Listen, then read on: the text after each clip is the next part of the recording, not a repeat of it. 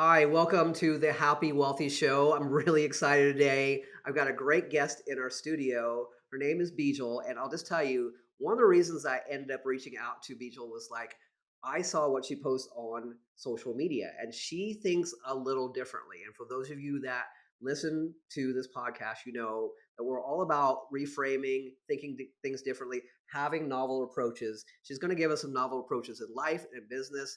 Bijal, welcome. Thanks for having me, Neal. I'm excited to be Yeah, here. wonderful. So let's just start out. Tell us a little bit about you. So if you could give us 2 minutes of what Beachel's all about, what she's been through. I'm going to set a timer now. Can you do it in 2 minutes?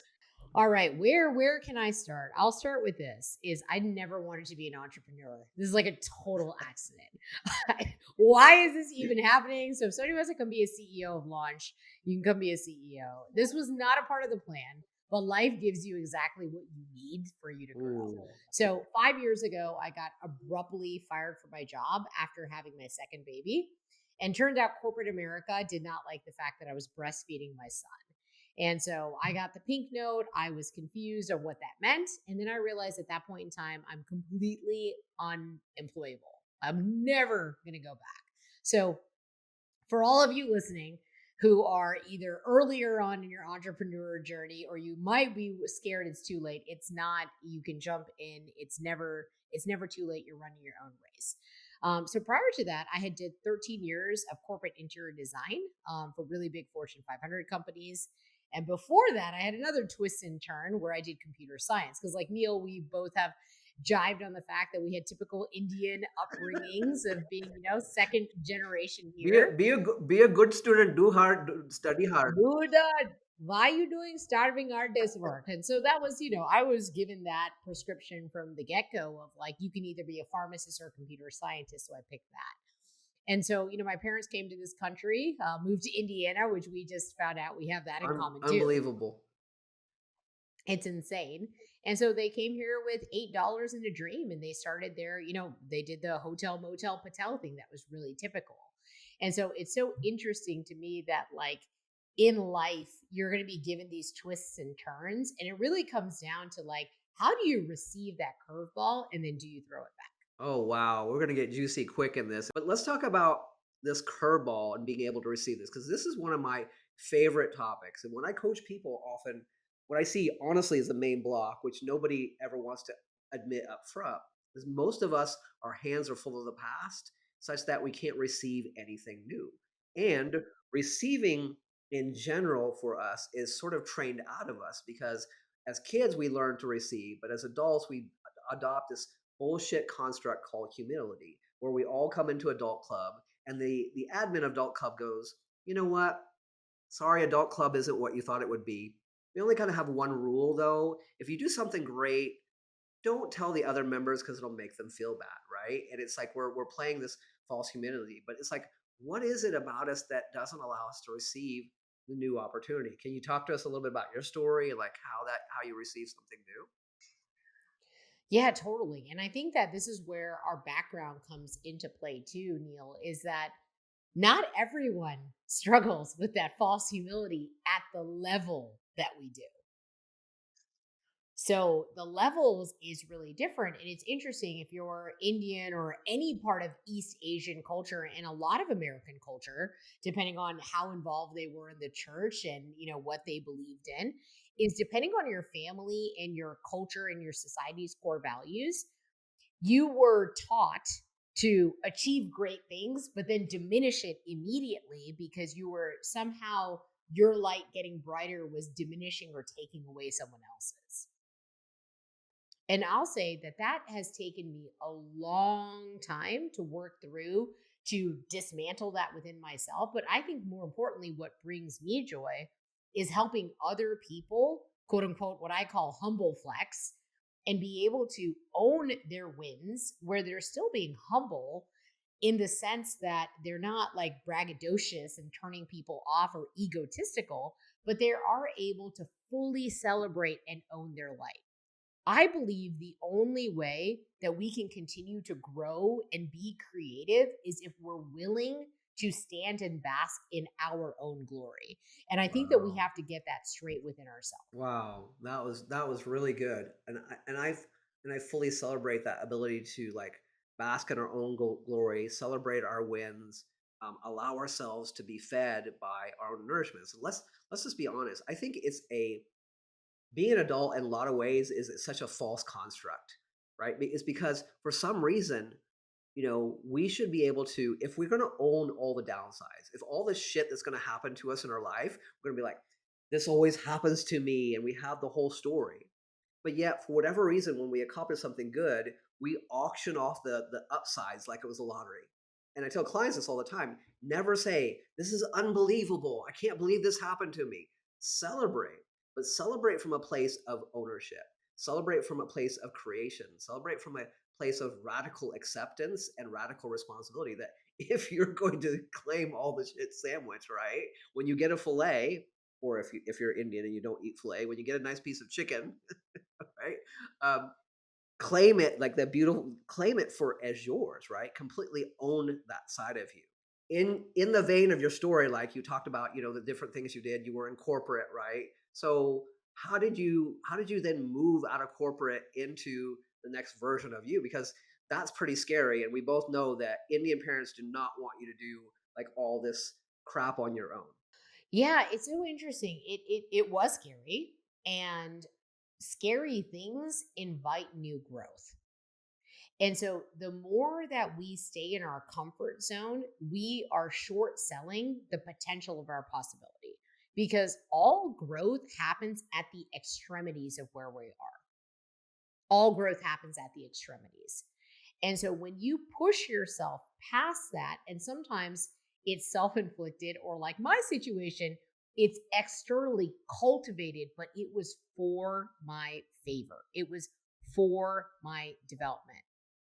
But this is the interesting thing, Neil, is when you talk about the concept of radical acceptance, which I absolutely love, you can start to apply that to your own life by saying everything really does happen for me in this world, not to me.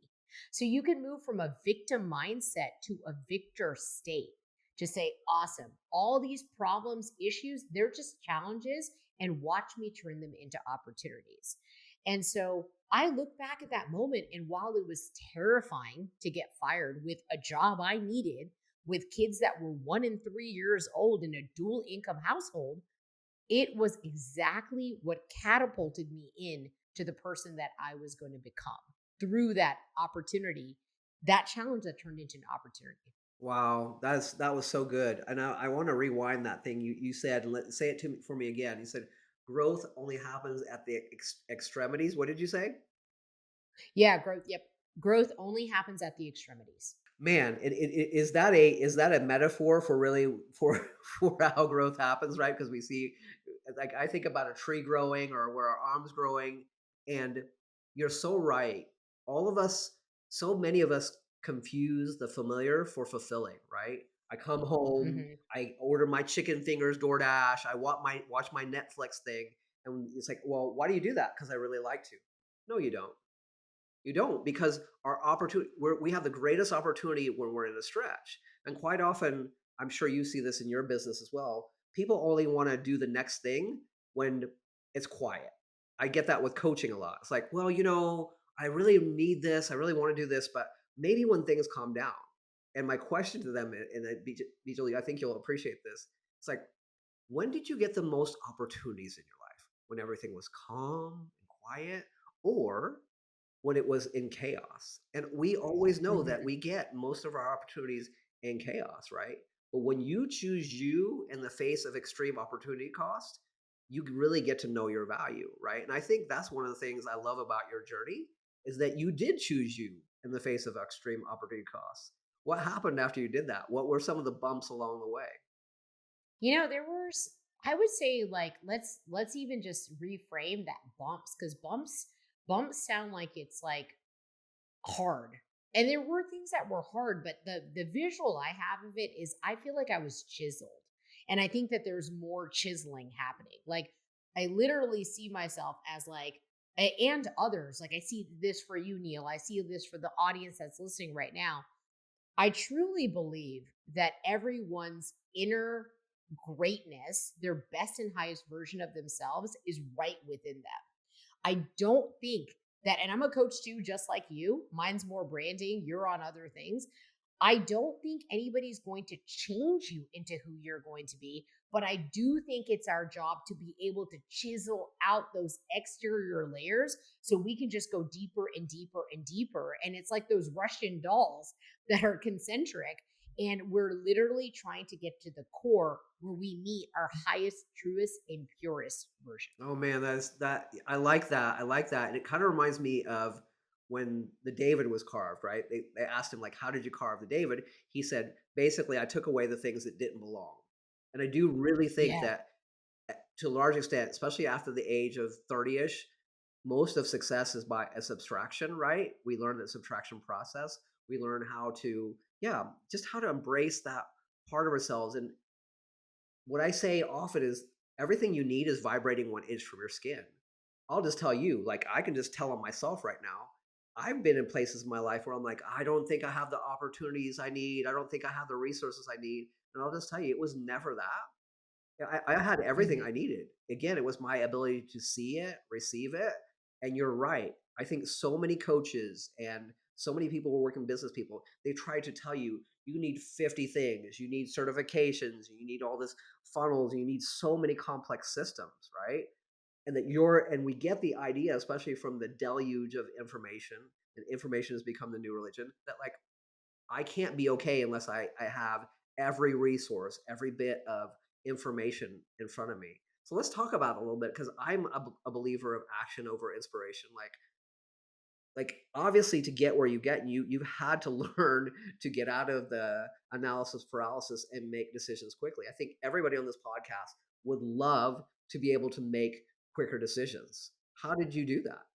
Well, necessity is the mother of all invention. That quote by Plato, I live by that. And oftentimes when we talk about that, like extremity and like, the chaos, right? And chaos is what is the starting point of a lot of new creation. When you think about that frame of mind, you're really saying that like you've hit the pain line where it's so painful you can't go back. So if you think about it, if your back is against the wall and you have 3 seconds to make a decision and it's do or die, you will actually, turns out, you are no longer in analysis paralysis and you make the decision. And I have this framework, and it's a bit out there, so take it with a grain of salt. But my team and I are close enough we can do this, but I call it the gun to the head framework. And I'm like, okay, when I get a lot of explanation belabored by Roman numeral 1 with point A and sub point, I'm like, let's stop this. Gun to the head, which one is it, A, B, or C? Or is it none? Because you don't actually believe that we should be doing the initiative in the first place. Like, where's the like wipe this off the table option? Like, we shouldn't even be doing this. Forget A, B, or C solution. So you will be willing to make a decision as fast as you need to. And when you realize that you've already done this a bajillion times over, you have that capability to use that same framework, gun to the head, boom, do or die. What is split second? So, in one side, your logical mind will give you input. On the second side, your intuitive side will. When you start to listen to yourself more, you will understand who's talking to you. You know, it's amazing. As many people as I've had the pleasure of being in front of and speaking in front of, all the transformational coaching that I did over 10 years, one thing just still rings true for the high performing people like you that have done amazing things is they're using their gut. They're using their intuition. I might have mentioned this on a previous episode, so the forgive listeners will forgive me, but I went to sat in a Aspire to Your Greatness tour recently, a couple weeks ago, and Gary Vee, although I didn't need Gary Vee's permission on this, he said, "We will show by science that the gut brain is actually the first brain, and the other brain is the second brain." And we know this. I mean, our people came up with all these levels of mind, these chakras in the body. Guess what, Bijal? Oh my God, science is now proving that all of these have nervous tissue and they're centers of information and intelligence, right? So we know we can no longer say that the mind is just in the brain, it's in the body. It's one mind, right? Mhm. And as a business person, as a leader, as somebody who wants to be a trailblazer, if you can't like you said, have those gun to the head moments and go and tune into your gut and go, which one should I use? I mean, I've helped somebody with purchasing a $60 million luxury home builder. You know what they said at the end? I was like, why did you choose that one? He goes, felt right. Felt right, right? Oh We're my talking about gosh. buying $60 million company on felt right. And it turns Yeah. out it was the best move. And we all know the downside when we go against our intuition, right? We get smacked in the ass. One of the things I really like to highlight for listeners is like give us some opportunities to know where where things didn't work out, right, and how you work through that. All the time. There's things always not working out. I'm of the mindset that, and I train my team to do this too. Like if things are always working out, if we don't have challenges, if we don't have failures, if we don't have like, oh my God, we should have never done this, we need a postmortem, we're not playing hard enough. And so I am not here to be your average Becky Homeki. I'm so glad I made a business and like now look at me living life up in Italy in my freaking like awesome villa. Like I'm not here for that. I'm here to create a transformational experience for the people on this planet to drive social equity in the world. So I'm super, super, super clear on my vision. It is enormous. And when that vision is so big, everything else everything comes. Like money is just energy. It just comes. It's natural and it comes. What I am teaching, not just my team, I'm also teaching it to myself. I'm also teaching it to my two kids who are 6 and 8 that if you're not willing to make the mistake and have everything go backward, you are not leaving it all out on the field. And I am here to leave it all out on the field. I do not want one day of my life, much less a quarter, much less a year, where I continue to serve a smaller agenda and purpose, which is did I do it okay in other people's Oh eyes? my, I'm not here for that, Neil. oh my God, you got me fired up now. And let me just say, I think that it's never happened before on a podcast that two Indians were on a podcast and one of them said, Becky home eki. Like You know those Indiana roots, Neil. They be deep. they be deep, man. She said Becky Homeki. That made oh my god, my mind just went blank after that. I'm like, what did she just say? But let's Who yeah, cares? but this idea of failure, right? This idea of failure is one that's really near and dear to me as well. And I know where it comes from. And I know that's a bold statement, but I'm okay because I've had so many divine downloads over my life and shifted so much for myself and other people. It fundamentally comes from one place and one place only. Our number one need besides love on this earth is safety. And we're too fucking concerned about what everybody else is going to think. We're worried about how we'll look. Where our ego's in the way. And if you're going to serve a big purpose, a really, really big purpose, then you've got to understand it is not about you. And you thinking it is about you is what's making it small.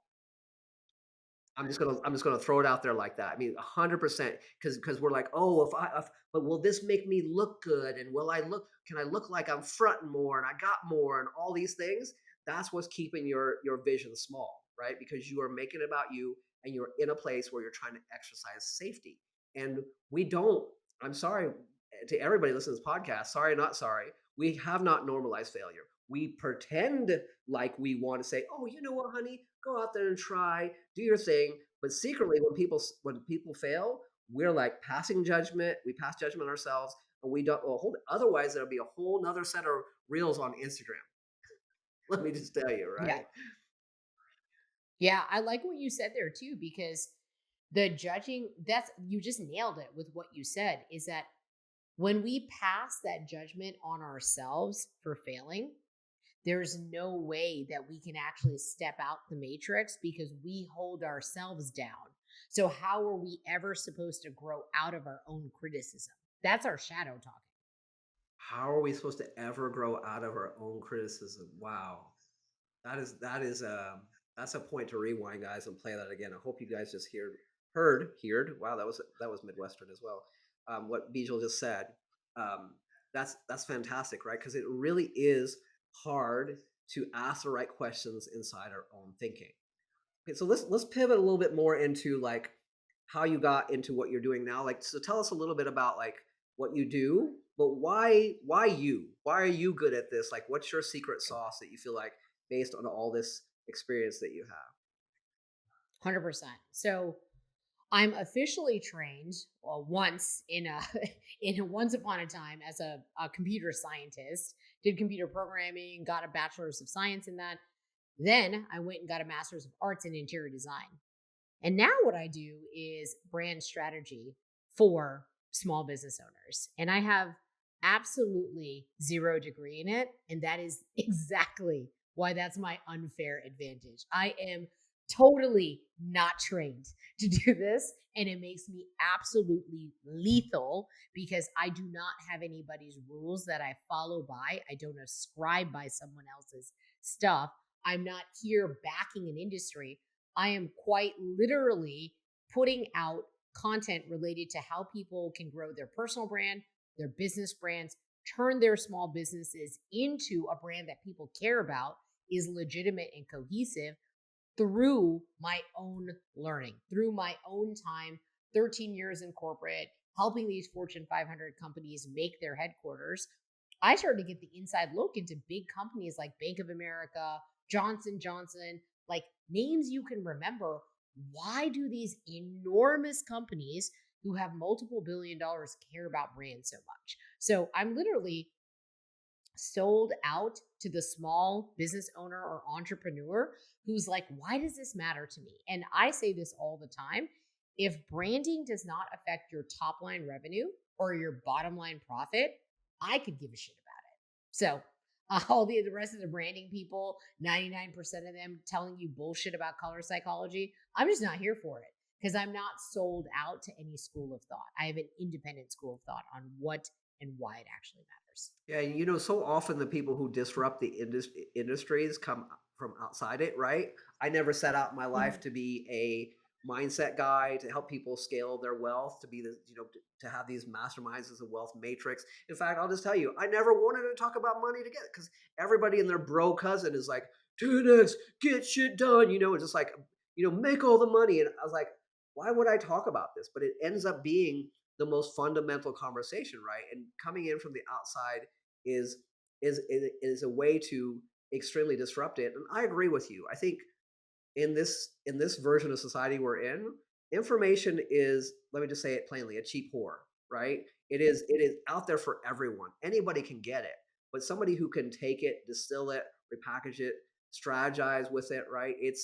That is that is really what you're paying for when you pay to work with somebody like you. And I too was at the corporate level a lot. I think people who would understand like what you have to offer are probably leading it a little bit going, okay, I've heard this thing about building a brand, right? And I like you too, don't subscribe. There's so much bullshit out there, right? We should get the perfect symbol. Whatever happened to building the equity underneath the brand, right?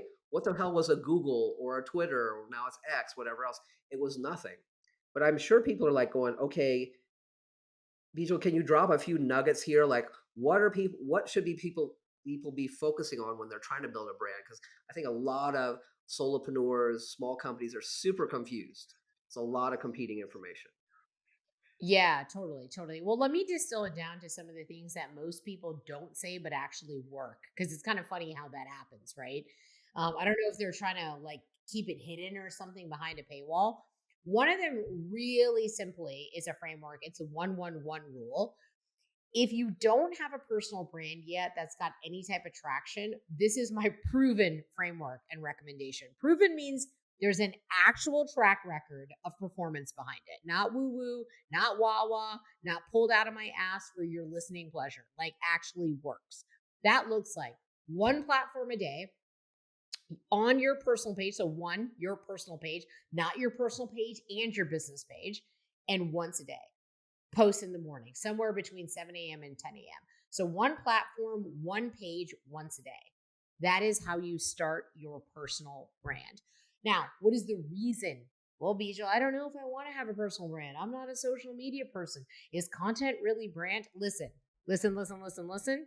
If you want to be happy and wealthy, like the show indicates, you need a personal brand because, quite simply put, your personal brand will travel with you through any entrepreneurial endeavor you have. Any company you start, any new sub brand you start, any JV you do, any speaking opportunity, any event, any product affiliate, every single thing. So when dudes like Alex Hormozy and Ed Milet and women like Cody Sanchez and Layla Harmozy and this is whole group of like multi eight-figure women are pushing personal brand and making time for content, you, my friend, absolutely do have it. And the second best time to plant an oak tree is, first best time is 20 years ago. Second best time is today. So it is so important for you to have long-term wealth that is connected to you having a strong brand with strong brand equity and a loyal brand following. Wow, that's really good, and I think too many of us, we're trying to be on TikTok and Snap and YouTube and all those things, and it's just nobody's. And I've been guilty of that as well. Nobody's time can be divided like that so much, right? Um, where do you think email falls? I know this is a little bit diversionary, right? Well, one of the things that I have come into, and you can feel free to give us your expert advice, right? Is that all these brands, like I have a really great coach who works with some of these kinds of people that we're mentioning. And all these brands are building an email list off the backs of that. And that's really their asset. But nobody still talks about the fact that how much can be sold and how much brand building you can do via email. Is that something that you think is legit, or what do you think about that? Yeah, I think it's great. I think email lists are great. I think it's just email lists is a different mode or a different container for you getting a social following. That's the only difference. And like you still have to look at you own the data on your email list, which is nice to have zero party data compared to a platform that could technically shut you off. It's like two modes. Like you drive a vehicle, we all have drive, reverse, and park and neutral in our car. You should be able to hit every single one of those. What is this podcast? What is content? What is email marketing? What is speaking? How many times have you seen online, Neil, where someone's like, I'm looking for a speaker who's good at this? And you see like 200 comments of people desperately fighting like crabs in a bucket. Yo, you will never catch me on any day commenting on any single person's post because one, that's ineffective. And two, if someone wants me to speak, they're going to contact me because of the personal brand and the reputation I have. So, do you want to fight with 300 people to maybe get a slot on someone's stage? Or do you want them to reach out to you and say, hey, I really want you to speak at my next event. Do these dates work for you? Yeah, that really what we're talking about here, and I hope people are listening to what Bijal's saying. You're talking about a process of attraction, right? So there are two sides to us. If we want to just get deep for a second, there's the 5D side of us that we all know is there. There's something greater than us. What's frequency, universe, God, source, whatever. And then there's you got to get your butt in gear and do things, right? And it's this process of attraction. How are you going to attract people, attract things? And I really believe that is fundamentally what I teach as well. How do we easily and magnetically attract wealthy relationships in our lives, those relationships that we want, that feed every portion of our being. And that's what we're talking about is building a brand that is attractive. That's that asset that goes with you. So how do we humanize this? Because I know you talk about the humanization, right?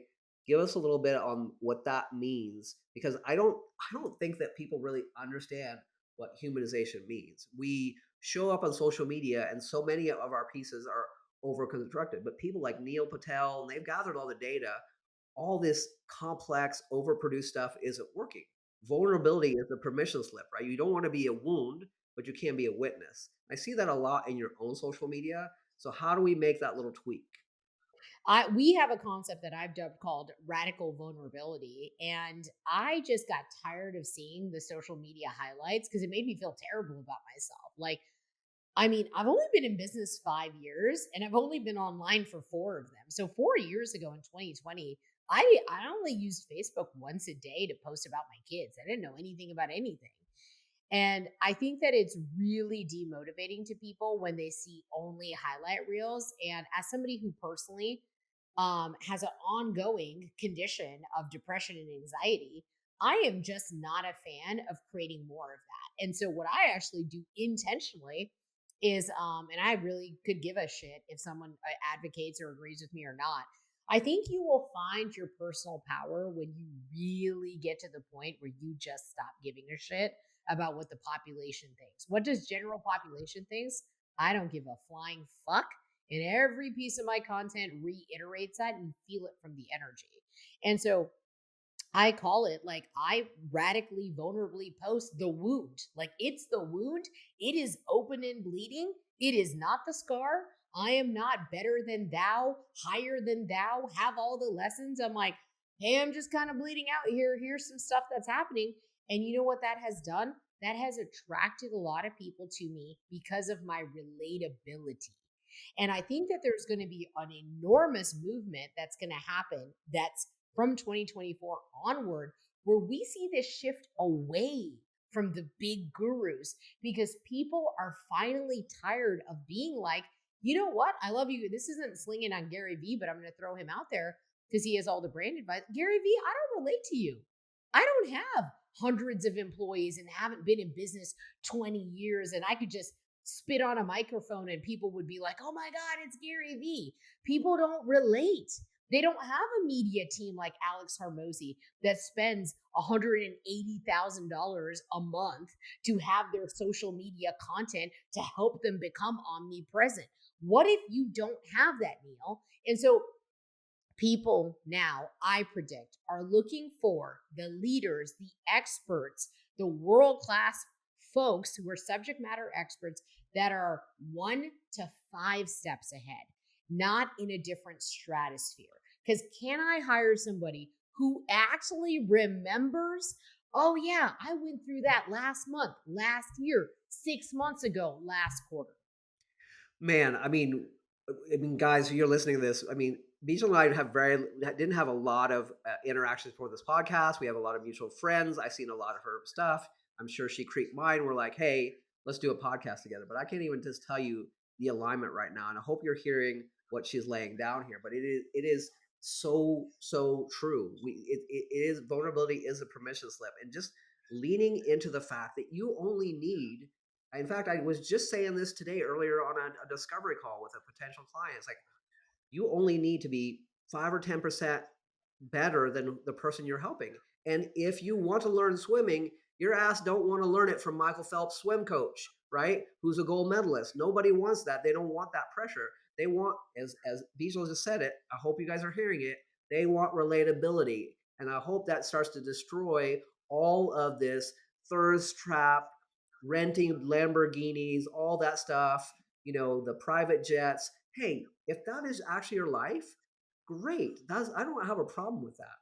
But as a means to people believe that they need to be the guru on the mount and with gold bling all over them to attract customers and clients, to get people related. It's like, let me show you how much I've done. And I have clients that are very seasoned. You'll love this, and they want to go in with that. I've been doing this for 24 years and I have all this degrees. Guess what? Nobody cares about that anymore. They don't. Yep. They don't, because that's not They relatable don't. either. They don't. They don't because, like, the mountain makes you completely unattainable. And then when the gurus try, as they may, to answer questions from people that are at base camp, you can see on their face that they don't remember. So there's no empathy, there's no compassion, and they're just like, they don't understand. They're like, well, why wouldn't you just do this? Like, just get out of your own way. You're in your way. Okay, well, if I hear that advice anymore, that you're in your own way, we know, but what am I supposed to do? I would much rather have a Sherpa who's going to walk with me side by side. And it's literally back to what you were saying, Neal. Vulnerability is what creates relatability. Vulnerability is what creates relatability. And so when you break down these exterior walls and these masks and these, like, fake it till you make it of the world, that's when you can open up your heart and your spirit to actually receive connection with another human being. And when you have connection with another human being, that's how you can get more in depth with who you are. How are you supposed to connect to yourself or source if I can't connect to you? We are one unconscious collective anyway.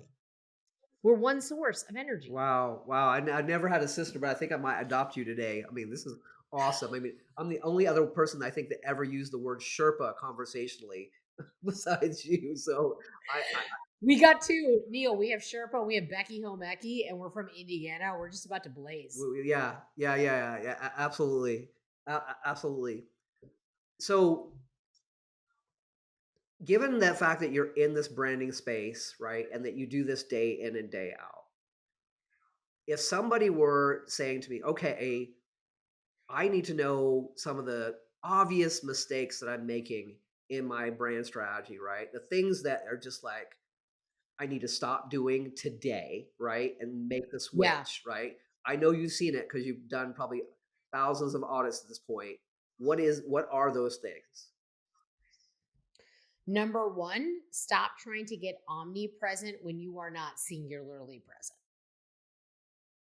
I will fight Gary V tooth and nail on why that is not the way. There is a time to get omnipresent. It's one by one by one. You've got to know one platform, own one platform, and be consistent on it. So, number one, get off all the platforms. It is the difference between a flashlight or a laser beam. They both emit light. One is actually effective at cutting steel. So, number one, get off all the platforms, one platform. Number two, you're going to be like, well, Bijal, my people live on LinkedIn and Facebook. No, they don't. They live on both. Pick one and go. How do you pick? You pick the one that you like being on more because that guides you into you showing up more. Number three, do not post and ghost. If you think you're going to hire a social media team without having any clue what is your own brand voice, what is your messaging and positioning, they will not be able to do an effective job. And it is your fault because you never provided them the branding guidelines to understand what are you all about. Number four, your branding is only 10% your logos and your colors and your icons. 90% of it is the brand strategy. What that means, visualize a cake in your mind. The frosting and the decoration is only 10%. The inside guts of the cake, that's the brand strategy, 90%. And that is what is your brand mission, your vision, your core values, tone of voice, positioning, messaging. Wow, that's really good. Yeah, it just reminds us over and over. One of the things that I do in some of the corporate environments is I tell them, and I think this is what you're saying, is that our internal marketing always needs to be stronger than our external marketing, right? And so understanding that internally being extremely aligned, people spend so much time on the logo, on the colors, doing all this bullshit, making a website when this is first go, when the website's going to get iterated 1,800 times, right? But not spending enough time on when I get up every day, how do I say what I do? How do I concisely explain it, right? If I had 30 seconds in an elevator, could I make an impact? It's those kinds of things. Those kinds of things. This has been really, really great. I mean, this has been an amazing conversation. I see some opportunities for us definitely in the future going forward. Couple of questions I like to do to wrap things up, and then I want you to tell people like where they can find you because it's obvious that there are people on this podcast that are going to need to talk to you because you've got a unique renegade skill set.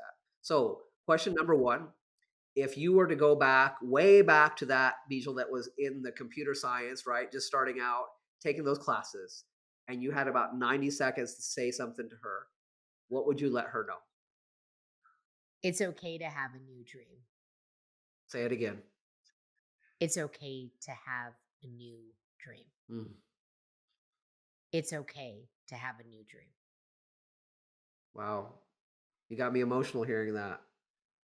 Wow. What comes up for you? I just think it's beautiful. It's the unlock, right? We start out in life in make believe, and we should make the leap to belief maker. That's what I'm preserving in my kids. When we download human adult operating system 2.0 that says shit happens and you die, and fundamentally, that is my. If you had to sum up my time on this earth, what it's about, is getting people back into the idea of all wonderment and dreaming of make believe, because that's really where the real shit comes down. If you can't fucking see it in your head before and feel it and know it, then you'll never get your dream. Exactly. It reminds what you're saying. I'm very much similar ilk that you are. It reminds me of the book by I haven't read all of it, but like I started it and I know it's the thing. The Creative Way by Rick Rubin.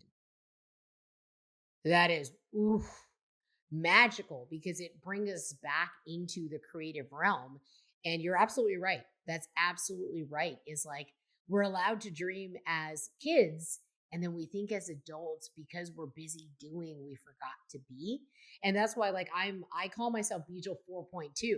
So every time I have a birthday, it's like a software iteration. 4.3. I can't wait till 5.0 edition gets released. Like Bijal 4.0 is a lit compared to 3.0 Bijal. And so I'm always giving myself something to look forward to. That's beautiful and spiritual and way nerdy all at the same time, but I love it. I'm here for it. I'm here for it all. All Let's right. go. So, favorite Indian food, hands down, eating it sloppy on a Saturday. What is it? Oh, dude, like butter chicken, chicken makhani, butter chicken. Okay, with With naan, naan. with the butter naan. Like, go get this ordered. Like, make sure Indian people are at the restaurant for our non-Indian viewers. If you don't see me or Neil or anybody who looks like us there, that is not the right spot. Okay, so you're welcome on you enjoying your dinner. You just need to get out and you need to find out where the Indians are at. Yeah, because low key, most of those Indian restaurants are opening a jar of sauce, throwing in some chicken, and calling it Indian food. It ain't right. It Yeah, ain't right. that's not right. Trust me. So, well, love, this has been an amazing conversation. Tell our listeners, like, okay, they need brand advice. They want to humanize their brand. They want to do it on a completely level. They want some renegade advice. Like, how do we get in touch with you? How do we get started quickly? Yeah, for sure. Well, you can check me out on Facebook is my number one platform. It's just Bijal, Bijal dot launch. Same on Instagram. So Bijal, Bijal dot launch. Come check me out on socials. If you want to check out our website, it's www.welaunch.design. And there is an amazing brand tone of voice quiz that's just a freebie there. And people love taking that because it gives them an idea of what should my tone of voice actually sound like. You get a free report and a video and everything from that. Awesome. Well, thank you. Definitely connect with Bijal. Bijal Patel, thank you so much for being here. This has been illuminating. I want to thank you for being on the Happy Wealthy Show. And always remember that the best part of being wealthy is being happy. Thanks for having me, Neil.